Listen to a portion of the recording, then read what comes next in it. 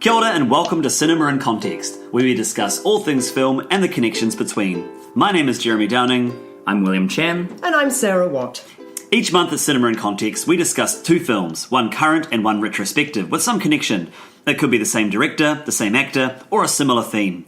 This month we are discussing A Star is Born, which came out this month, and Cabaret, which came out in 1972. The connection being that they are both diegetic musicals, or musicals where the music occurs naturally within the world of the film. So let's start with Cabaret. William, give us a rundown on Cabaret. Awesome. Cabaret, released in 1972, was directed by the great Bob Fosse, based on the 1966 musical by Gaga and Ebb.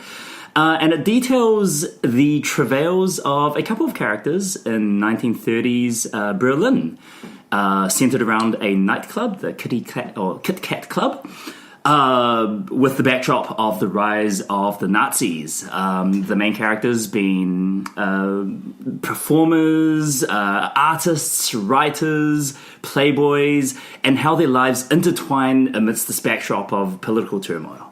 Excellent. And A Star is Born. Sarah, give us a rundown on A Star is Born 2018. So this is the fourth iteration of A Star is Born. It's 2018, directed by and partly written by Bradley Cooper, who has thus far been nominated for an Oscar 4 times. I wouldn't be surprised if this didn't garner him a few more nominations at least. Bradley stars in A Star is Born alongside Lady Gaga in her first feature film role.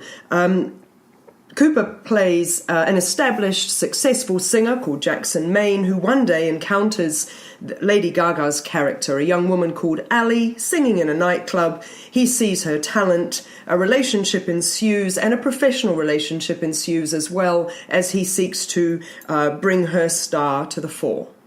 Excellent. And before we jump into our discussion, it's worth noting that we will be having a spoiler-filled discussion. So if you haven't seen either film and don't want the best surprises ruined, then I suggest pausing this podcast and returning to it at a later date. Cool. All right, well, let's jump in. So I think for me, the first connection that I made while I was watching the film is the fact that she starts in a nightclub.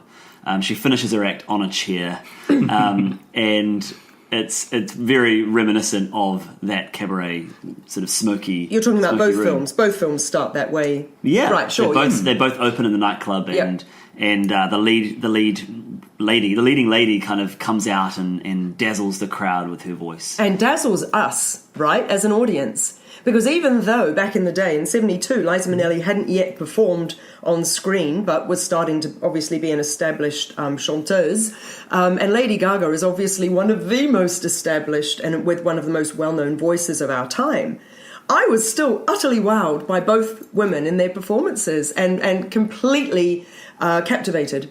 Completely enthralled and fell in love with both of them right from the get-go. What a clever thing to do, eh? It's a hard thing to do. I mean, you notice there was that little nod to the Judy Garland film as well. When she first actually sings, is her singing in the alleyway. Alley.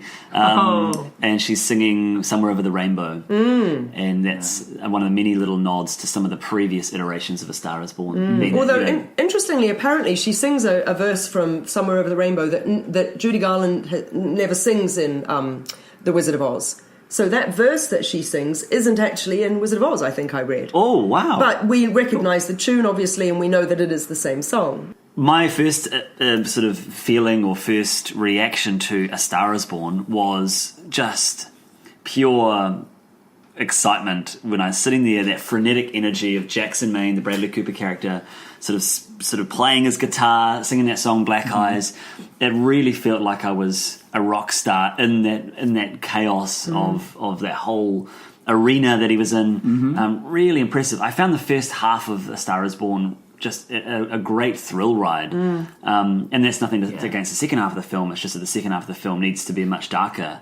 Or much more kind of serious. Much more conventional, I would say, as well. I actually, really, really enjoyed the first half. Second half, I guess at the end, I actively disliked, just because of how conventional it was. And I get narratively. Narratively, yes. It is the same story told 4 times. Yeah. You know, and we understand where the destination is.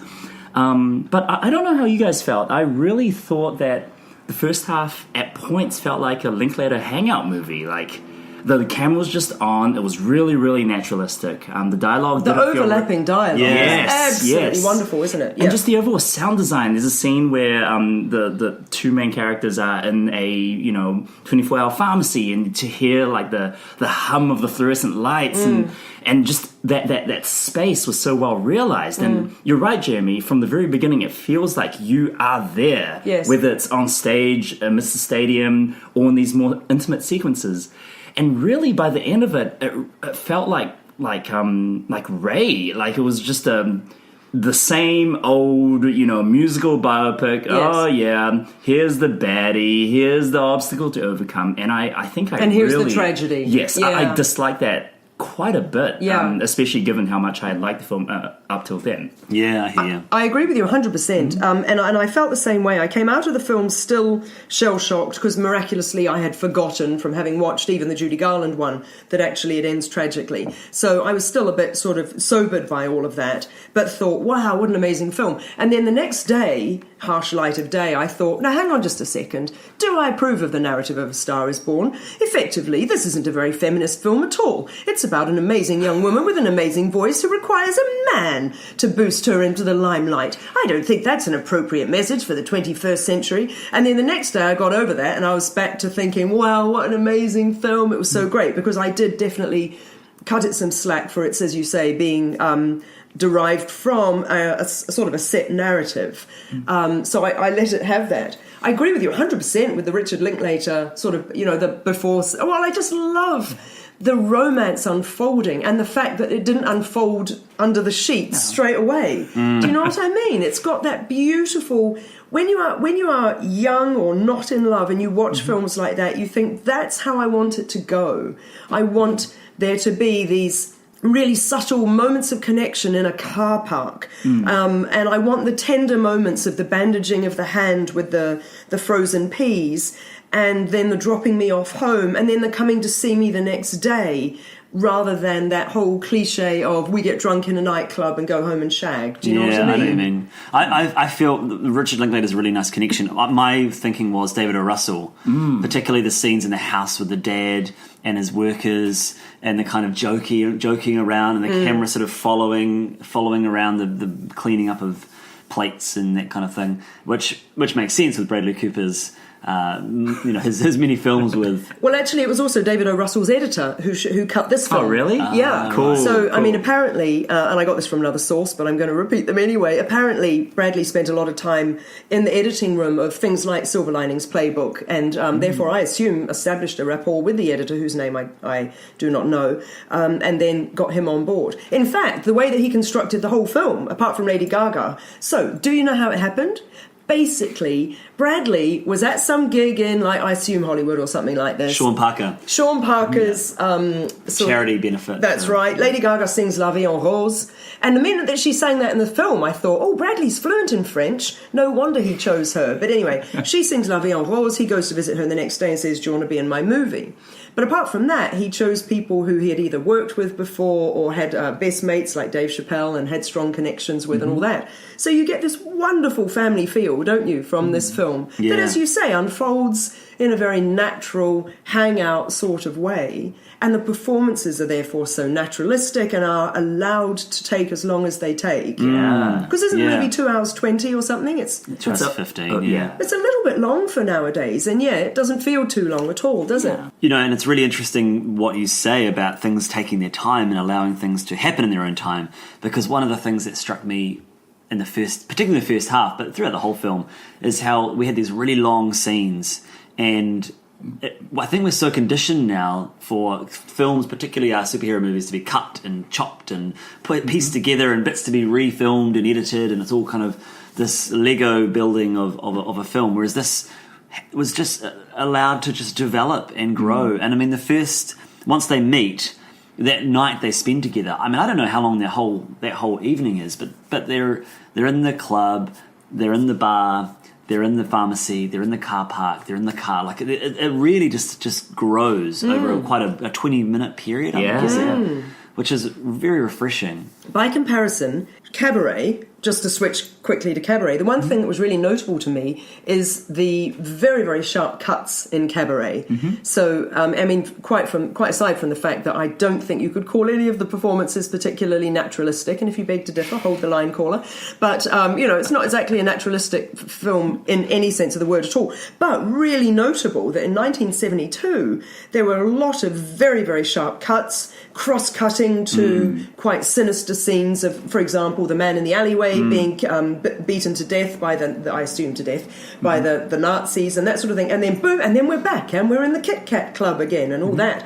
There was none of that in A Star Is Born. Star Is Born just seemed like really casual, smooth filmmaking, didn't it? Whereas Cabaret is beautifully constructed in that regard, but it's very much sharper and more intentional. And Cabaret is really a slow burn. Like, I didn't remember it being so ominous. I mean, from the very, very beginning, you just get the sense of impending doom. Of course, knowing where the thing goes, that just gets exacerbated. But I think, really, compared to A Star Is Born, which feels like it has several peaks, Cabaret, I don't know, it doesn't have those peaks. It's very sustained through its entire runtime. Do you mean narrative peaks, or do you mean excitement? Or I would say both, really. Of course, the exciting bits are the musical numbers. Yeah. But then I feel like the long stretches of narrative between the numbers are absolutely just fascinating, and there's so much character stuff in there. That when you end, it's almost breathless. Like, it's the whole thing, even though it's slow, it is quite exhilarating. That juxtaposition, I guess, is what you're referring to. Those sharp cuts is part of the thrill. And I think ominous is a great word for that film. I think the more that I watch Cabaret, and I've seen it many, many times, the more I understand the darkness that is behind what's going on. I think the initial time I watched it, I was like, oh, this is a fun musical, even though there's Nazis, it's, but this ain't no Sound of Music. If we're going to compare films with Nazis in it. And I did think of Sound of Music. This ain't your daddy's Sound of Music. That's right. I thought of that during. But. Yeah, it makes for what I love about Cabaret, which is that it's a musical that, like I said, the theme is diegetic. The music comes from the world of the film, but it's got a real commentary there. You don't have musicals, I think, are usually so saccharine that they don't have that kind of depth. But there's a lot going on there, and also I find the investigation of the relationships really interesting as well. There's a number of different romantic relationships in the film. In Cabaret, yeah, and it's I suppose it is the 70s, isn't it? Where the sort of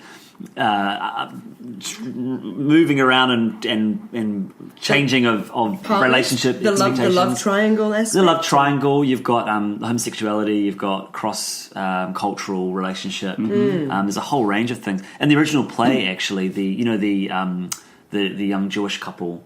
I think that ends up they both are Jewish, aren't they? Yes. That is an older couple in the play, and I think it works better in the film than the play. Yeah, but yeah. Well, the play, they have that awesome pineapple song. It is amazing. I didn't enjoy the characterization in Cabaret anywhere near as much. But that said, I loved Liza Minnelli, and even though there is nothing subtle about her character at all, and those eyelashes are just mind blowing, she is mind blowing, and I just found her absolutely sensational.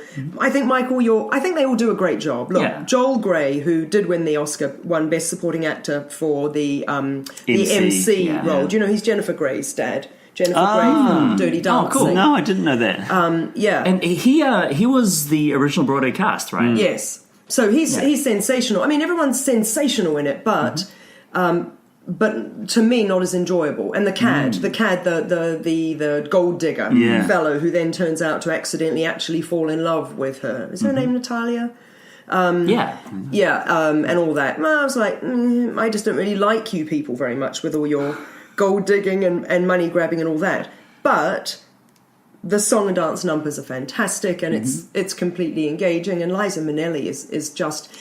And there's this tragic moment when you think about it in the context of real life, where she thinks that she is indeed pregnant, and she says to Michael York's character, Brian. Oh, I mean, honestly, Brian Roberts. Bri. She says, Bri, will you still love me when I'm blown up like a balloon? And I thought she was thinking about her Liza Minnelli future self, who had the terrible sort of weight issues and who really did blow up like a balloon. But then I realised she was talking within the context of the film, obviously, and she meant when I'm pregnant. But I thought, how poignant, because dear old Liza Minelli has had a bloody tough ride, you know. But anyway, that's neither here nor there. That was just a smidgen of context, really. Yeah, the ending is interesting, eh? And then the baby, and it packs a punch. Packs a punch. It's got everything. I feel like it's too fast and not considered enough, but at the same time, it couldn't have happened any other way. And it does capture that frenetic, and I use that word, I guess, again, frenetic kind of personality of Liza Minnelli's character. And that's the only time when she actually slows down, really. Because the rest of it, she's like a mile a minute talking, and just as you say, nothing subtle about it. That's right. And you can look at it psychologically and say, well, she's completely avoidant. She has such an avoidant personality that she has to be on the go the whole time so that she doesn't have a moment to think, I'm poor, I am unloved, my father doesn't love me. That's a really beautiful moment, and necessarily that moment of vulnerability is when Michael York kisses her and realises actually maybe the fourth woman that he sleeps with might be the one, you know, and all that sort of thing. But can I make another factuous connection? Is that Michael York is known for having one blue eye, one brown eye. I don't know if you noticed. I did not. Yeah. For me, he's known as Basil Exposition. Oh, right. From the Austin Powers film. Oh, okay. See, I know him from older films. I want to say Agatha Christie movies and that sort of thing. Hello, Basil. And of course, and I think he played. Did he play Jesus, or did he play Judas, or did he play Pontius Pilate? Anyway, that's neither here nor there. Anyway. He's known for those fantastic eyes, and of course Bradley has a stunning pair of blue peepers. Does he ever? And he loves showing them. That's true, but what are you going to do, you know? Look, I've got to say, and I realise that we probably know this, and probably most of the listeners have done their research by now as well and know this too, but my goodness, coming back to Star is Born, how incredibly impressive that they sang live. And you probably know, but in case you don't, listeners, when they filmed those concert scenes, because I was like, holy crap, that's a lot of extras. Apparently, they basically said at Coachella, can we just have a few moments on stage? And they came out and they performed in front of that actual crowd and they shot it live and that was it. Oh my gosh, I just think it was amazing. Because when we talked at the beginning of this about those opening scenes the opening scene of Star is Born, where all of a sudden we're right up against Bradley Cooper's face and he's playing guitar and he's singing and I'm thinking, oh my gosh, is this his actual voice? This is amazing. Spoiler alert, yes it is. This is a guy who was Rocket Raccoon, for goodness sake. Right. And also who trained his voice over the course of the 6 months or so that he trained. Apparently he felt that he couldn't sing, couldn't play music, so he learned music for 6 months prior to shooting and learned piano and stuff and learned to sing. Now, I think he probably kind of already knew how to sing, and I know he's a linguist and that. But he worked so that his voice dropped an octave so that he could sound really deep. And then they were like, you sound like Sam Elliott. And he was like, maybe I should get Sam Elliott to play my brother. And Sam Elliott was so flattered that he took the role, which is beautiful. But even before I realised Sam Elliott was his brother, I was like, oh my gosh, he sounds like Sam Elliott. His voice is so impressive. But anyway, my point simply being, you're completely drawn in. And I believe that the live performance, the live singing, the live recording will have made a huge difference to whether we have trained or untrained ears or otherwise. Do you know what I mean? Yeah. That we feel like we are right in there. Well, there was a Gaga push. So she said to him, we're not going to sing lip syncing because it just always looks terrible unless you're really good at it. So it really makes a huge difference. And you get all those little imperfections in singing. Like in the parking lot. Because there's something, and look, I'm not talking about it from a technical perspective, and I'm not a technical singer or singing teacher, but there's something in the parking lot when she sings I'm Off the Deep End.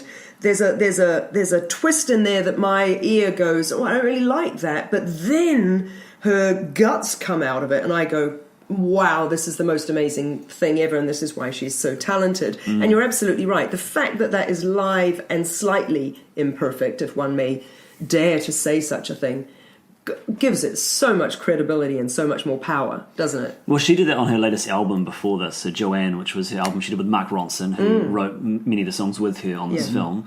And it was so refreshing, because I'm a big fan of Gaga, so it was a huge refreshing album because we're so used to pop records being manipulated, everything perfect, everything cut, everything nicely packaged, and you sort of get that Disney Channel Glee perfection of voice that just you just don't know what's real. And so it was really great with that album, and then with this film to have that richness. I mean, the music in this film is just fantastic. I've been listening to the album on repeat since I watched the film this week, and just here, even in the album, it's like 35 tracks, but most of those are dialogues. There's 19 songs, which even that in itself is a huge accomplishment. I mean, one of them is a repeat because it's a studio edit, and one of them is La Vie en Rose, so there's 17 original songs. Sure.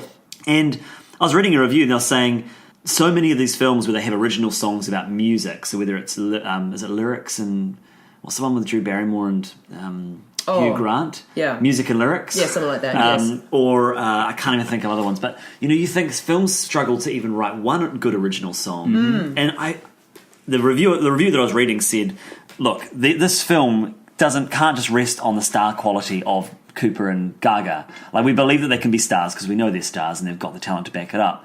However, the music has to be incredible. Otherwise, you're not going to buy that they are big stars, because if the music's crap, audience isn't going to buy it. Well, you're not going to enjoy it as much either. You're going to think, this song's okay. But the music is it's just wonderful. Yeah. And just such a rich range of styles. And also, I loved how you start off with the country, and she comes in with country, and then she slowly moves into that pop side. And it's almost, and it is, isn't it, as if she's not manipulated exactly, but she's sort of crafted into being more of a popstress, and then it all gets a bit silly, and it's about, I like your bum in those jeans, or whatever the song is, or something, and when there's that bit, because it's so real to nowadays, isn't it, where she performs on a talk show and does a Saturday Night Live sketch show, which they filmed in the real Saturday Night Live studios, right? Because Cooper was like, we can't recreate this. It would just be so expensive, and it wouldn't really feel right. So he went and spoke to Lorne Michaels, who's the lead, and Alec Baldwin, who's, I guess, there a lot these days, playing some president. I don't know his name. But he was like, I'll be involved and be the host for that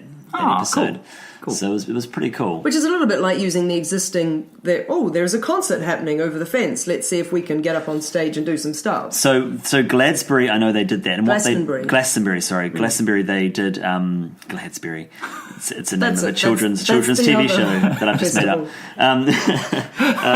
But they went in and performed to the crowd, like you said. They only played it through foldback, so the audience couldn't actually hear it. So only the first 3 rows could hear it, because they didn't want the music to get out.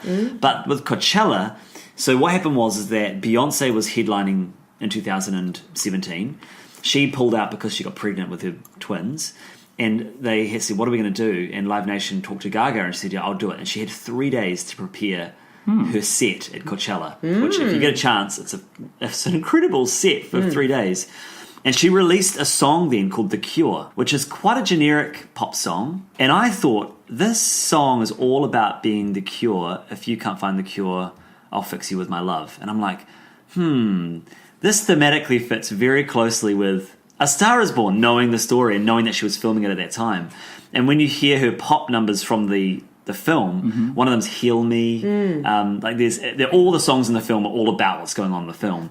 Why Did You Do That To Me is the one that she sings at SNL, which of course is a foreshadowing of the Grammys awards show. So hang on, the ones she did at Coachella then, she released one song, and I thought, I bet this is an off-cut. I bet this is a song that they've decided they can't use in the film, but it's a good song. Oh, I see. So it doesn't wind up in the film. No, but the themes are all like, it's the same theme, so they probably wrote this song and thought, did Bradley come out and sing a song with her at Coachella? Not that I know of. Okay, then I'm not sure what I read about her. So what happened is that so Coachella works so that they do a performance on the first weekend, they do the same set on the second weekend.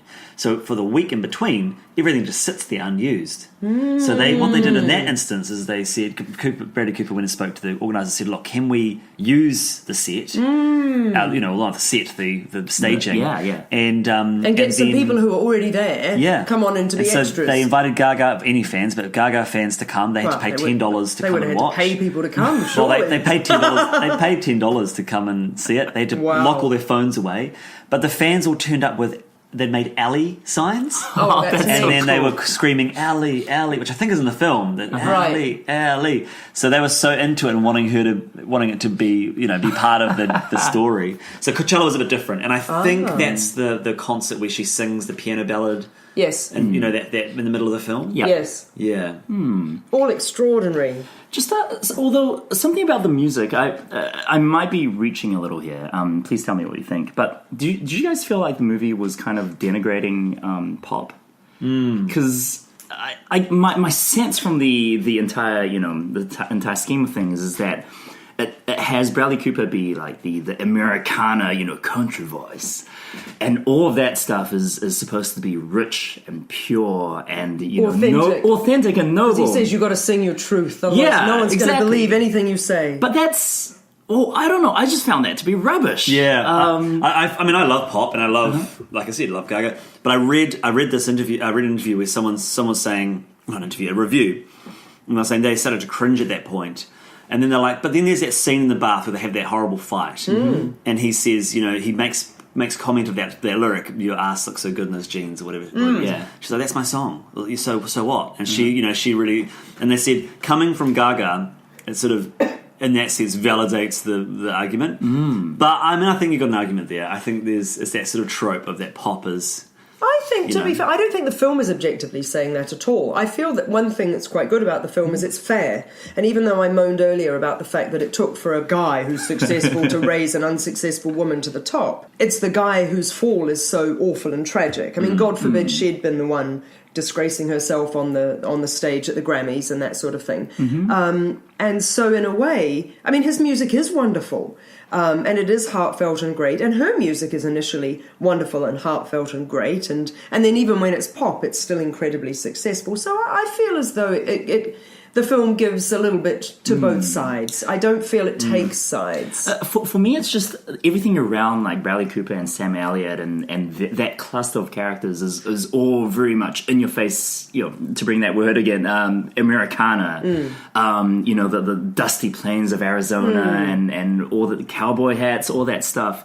I really feel like the film does kind of see the more artifice side of show business as something that's inherently evil and bad. And I find that really disingenuous. I don't know, maybe it's just me. Like it's very much saying that here's the light side of fame and fortune, and here's the dark side, and the two shall not overlap. And when they do, something horrible happens, and one side gets smothered out. Is that the thesis? I don't know. I mean, I think fear. I think what serious is about being fear. I would agree with that, because there is that potential there, but also, if it wasn't for his addiction, which is very clearly implied that it's from this tumultuous past with his father figure. Yeah. I mean, without the addiction, they had a really good life, and they were both very famous. They had a lovely home with a dog. They had freedom. It's his real dog, Bradley Cooper's real dog, Charlie. And I was very impressed he didn't eat the steak straight away. He was so behaved. The dog acting. And then, also really good dog acting in Cabaret as well. Yeah. Where, there was also some food on the table, and the doggy would come into the scene, have a little pat, and then, I'm just going to eat this thing about 5 seconds later. Oh, so good. But yeah, I think that it is fear, and I think there is potentially a narrative there, but I think there's enough in there for the other way.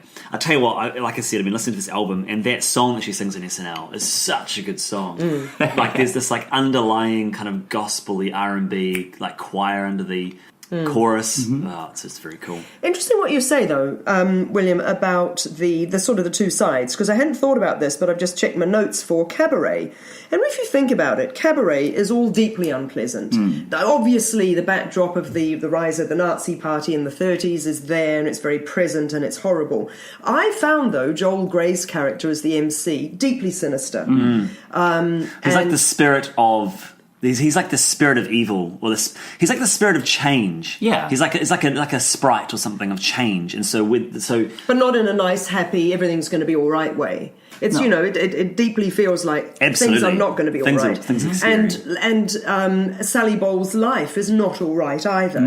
It's rife with syphilis and hangovers and those dreadful egg and brandy concoctions. And do you know what I mean? Prairie oyster, right? And so and sort of and expensive abortions and there's nothing pleasant about any of it. But in a way, the film doesn't overdo placing one half, if you will, as more worthy or better than the other. And I hate to say it, and if we need to delete this later, please do. But, in the young Nazi youth starts singing Tomorrow Belongs to Me. And it's just this tiny moment of this young, lovely-faced blonde boy singing a nice song. I thought, is Marlon Williams the equivalent of that in A Star Is Born? Which one's Marlon Williams? The New Zealand singer, yeah, Williams in right. A Star Is Born, who has a fleeting moment singing some sort of Sinatra.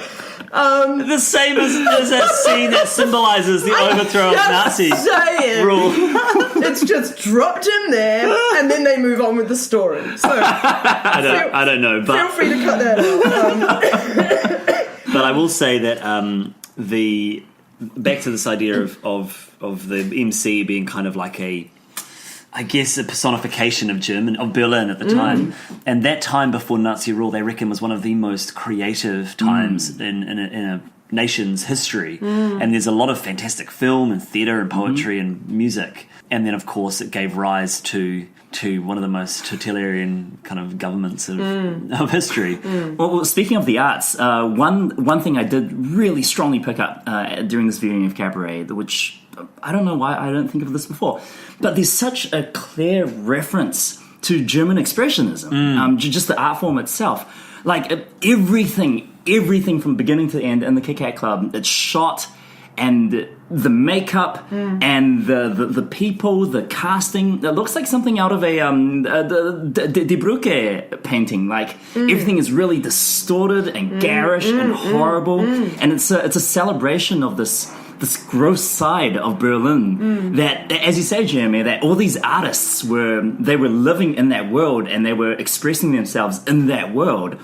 And to see a movie in the 70s like really look into that and kind of capture it as almost like a living cartoon was awesome.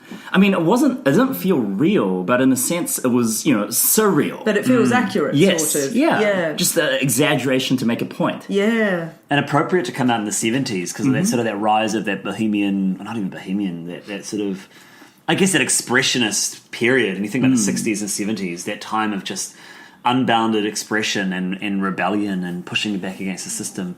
You couldn't make Cabaret now because I think generally we're quite conservative as a well, you say society. that, but there is actually going to be a 2019 version of Cabaret in Hindi. So the Indian film industry is putting out a film about a young singer. Is it called Cabaret? It is indeed. Is it the same music? Well, no, I haven't checked that much. I can't imagine. I can't imagine. But one's feeling is that it has a similar sort of similar sort of narrative and all that sort of thing. Anyway, just saying. Wow.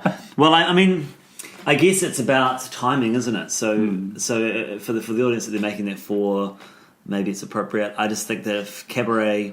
It just says the film follows the life of a cabaret dancer. Production unknown, India, 2019. So it could be nothing to do with the film? Well, sure, but there's a cabaret dancer, isn't it? So it must be exactly the same. No, I don't know. Pretty incredible if it was about the rise of Nazi Germany. Can I just say, there's another little similarity that I noticed with Glee. Not with Glee, like the show? No, I noticed it with Glee, that when Michael York suddenly gets rather beastly, and he says to her, "You're about as fatale as an after-dinner mint," which I think is such a fabulous line. And of course, it reminded me of in A Star Is Born, where he's saying to her, "Well, you're ugly." Yeah, apparently it was improvised. There wasn't. There was something that worked really well. Yeah, she said that it took her back to her sort of high school days of being bullied, and it just really took her back. Wow. And it's a wonderful scene. It's horrible. It's really horrible to watch. It's really interesting to me that she's billed as Lady Gaga, and I get it, but interesting that she didn't think, I'm going to be Stephanie Germanotta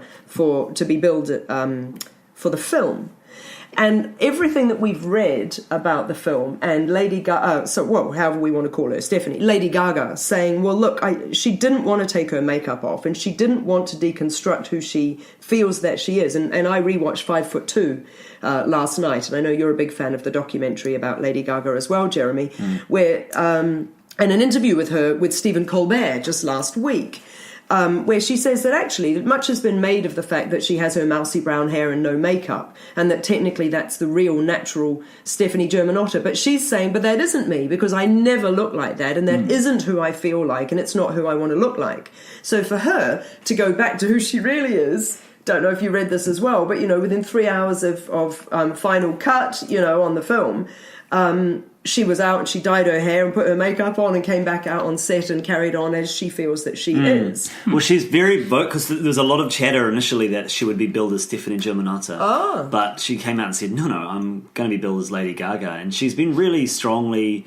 consistent on this message right from the start of her career. People go, oh, who's behind the makeup and the thing? She's like, well, this is me. Like, she says, I wear it for the performance and the I know it's going to get reactions, but it still comes from where I'm feeling. And I think the times when she's more crazy is usually when she's probably more emotionally fraught. Yeah, she's often talked about, she always puts on something that sort of helps her navigate the world or reflects how she's feeling about a situation. Like the meat dress, for instance. Do you know what that was about? No. It was in protest to the don't ask, don't tell policy. For people who are gay, joining the military, not talking about their sexuality. And so the meat, in some way, I can't remember her justification, but there was some idea of meat. You can probably make some connections there with being fodder and meat, but that's what it was. It was a protest of that.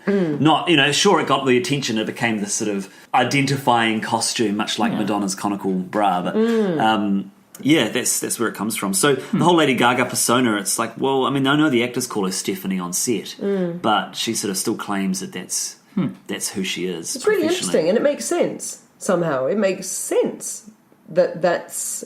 I mean, I talked about her the other day as being, one of the most constructed personalities, and I definitely don't mean that I do not mean that in a X Factor way. You are someone else's construct. She's her own construct. But that's how she is and wants to present herself. Therefore, having her mousy brown hair is not who she feels she is anymore. I don't wear my mousy brown hair because that's not who I feel I am. So I get that. And I think as well, if she had billed herself as Stephanie Germanotta, it potentially would ostracize a whole community of people that have been her fans, like, well, that was what I did before as Lady Gaga, but now this is the real me, but it's like, well, actually, she's had that message the whole way through, this is the real me. So what does that say about everything she said before? Very clever marketing. And then, of course, I guess just advertising in general. My does students are like, oh yeah, the Lady Gaga movie. Yes, exactly, exactly. That's it. It would be foolish to say, oh, who? Yeah. Well, I was talking to my brother yesterday, and he goes, so who's Bradley Cooper? And I was like, no, I said Bradley Cooper, and he's like, oh yeah, who's he? I was like, you mean in terms of what character he plays? He's like, sure. I was like, oh, do you mean as an actor? He's like, well, both. I'm like, oh, Bradley Cooper is in this and this and this. Yeah. And I even got as far as saying he was Rocket Raccoon. He's like, I don't really watch those movies. So he had no idea who Bradley Cooper was. Wow. But he knew who Lady Gaga was. Of course. Bradley Cooper does. He does make a mark, I guess, for better or for worse. I don't know. I feel like I'm kind of a naysayer with The Star Is Born. I liked it, and then I didn't. You didn't like him? I did not like him. Right. I just found a disconnect. I don't know. It was knowing that he was the director and he wrote a lot of it, and just from the very beginning with the camera all up in his his face, and so much of the movie is about him and him acting, him being sad and him being happy and him emoting, and. Maybe it wasn't intentional, but it did have that sheen of narcissism. You're right. I did not like that. Yeah. Right. And look, it's him actually playing an instrument, and it's... I don't know. I will say I enjoyed all the scenes with Lady Gaga. I enjoyed Sam Elliott and what's his name? Who plays her dad? Andrew Dice Clay. I was going to say Michael Clay. He's not in this one. Okay. He's probably in the sequel. Like Andrew Dice Clay and his friends with the warden guy from Orange Is the New Black. But like I loved all those characters. I just didn't love him, and as the movie went on, I guess why I felt even more negative was because of all that hubbub around him. I don't felt the movie really earned it.